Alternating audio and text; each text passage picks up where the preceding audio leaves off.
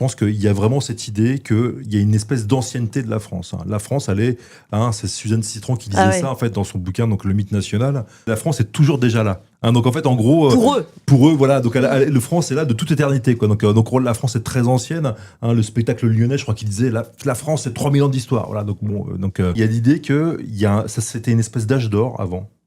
Et en gros, depuis une certaine période, on est entré en décadence. Alors, par exemple, chez quelqu'un comme Deutsch ou chez Berne, en fait, la décadence, c'est la Révolution française. Ouais, chez De Villiers aussi. Chez De Villiers aussi, voilà. Idéaliser le passé, c'est aussi dire, en gros, avant, c'était une société ordonnée, une société en fait qui était quasiment parfaite, qui marchait. Alors, évidemment, c'est souvent une histoire dans ces spectacles-là qui passe par les grands hommes. Alors, je dis bien les grands hommes. Voilà, c'est pas les grands êtres humains, c'est les grands hommes, parce que les femmes, c'est pareil quand vous regardez une émission de Berne, généralement, c'est les grands hommes et puis les femmes, c'est soit des mères, les reines soit mères, Jeanne d'Arc, soit Jeanne d'Arc, c'est ça. soit les concubines. Voilà, parce qu'en fait, évidemment, les femmes agissent par derrière, machin. Voilà. C'est aussi une histoire très christiano-centrée, en fait, parce que évidemment, cette société idéalisée, c'était une société, où concrètement.